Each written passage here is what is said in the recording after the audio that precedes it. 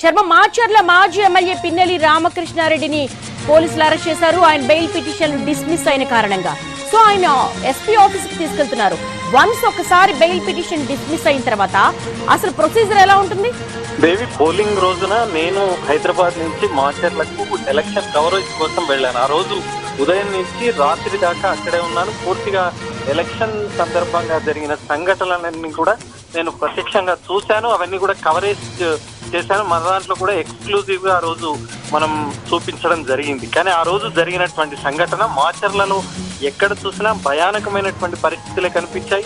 అసలు ఓటర్లు తమ ఓటు హక్కును కరెక్ట్ గా వినియోగించుకోలేనటువంటి పరిస్థితి అన్నది మాచర్లలో కనిపించింది. రాష్ట్ర వ్యాప్తంగా జరిగిన ఎన్నికలు, ఒక ఆంధ్రప్రదేశ్ లో జరిగినటువంటి ఎన్నికలు మాచర్ల మినహా ఒక తరహా ఉంటే మాచర్లలో ప్రత్యేకమైనటువంటి పరిస్థితులు నెలకొన్నాయి. ఆ రోజు ఎక్కడ చూసినా భయానకమైనటువంటి పరిస్థితులే.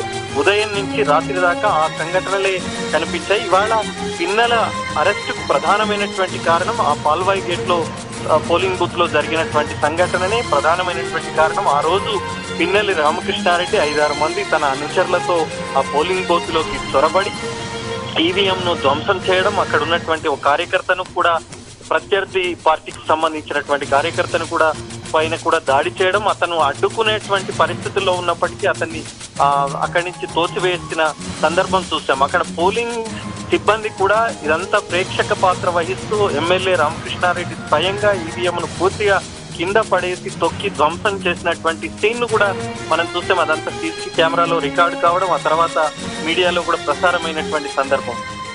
ఇదే ప్రధానమైనటువంటి కారణం. అతని పైన క్రిమినల్ కేసులు నమోదయ్యాయి. ఆ తర్వాత అతను అరెస్ట్ చేసేటువంటి సందర్భంలో ముందస్తు బెయిల్ పిటిషన్లు కోర్టులో 4 ముందస్తు బెయిల్ పిటిషన్లు దాఖలు చేయడం, అప్పటికప్పుడు తాత్కాలికమైన ఊరట అతనికి లభించినప్పటికీ అతను చేసినటువంటి ఆఫెన్స్, అతడు చేసినటువంటి దానికి ఎట్టి పరిస్థితుల్లో భవిష్యత్తులో అరెస్టు ఉండేటువంటి అవకాశం ఉందనేటువంటిది అప్పుడు కనిపించినటువంటి సీన్.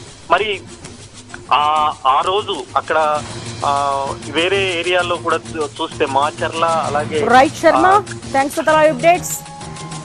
బెయిల్ ని కూడా డిస్మిస్ చేయడంతో ఎస్పీ ఆఫీస్ కు తరలించారు పిన్నెల్లి రామకృష్ణారెడ్డిని. మరి తదుపరి స్టెప్స్ ఏ విధంగా ఉండబోతే? సింగిల్ బెంచ్ ఇచ్చినటువంటి ఉత్తర్వులను డిస్మిస్ చేశారు. మరి ఆయన డివిజన్ బెంచ్ కు వెళ్తారా? ఏం జరగబోతుందో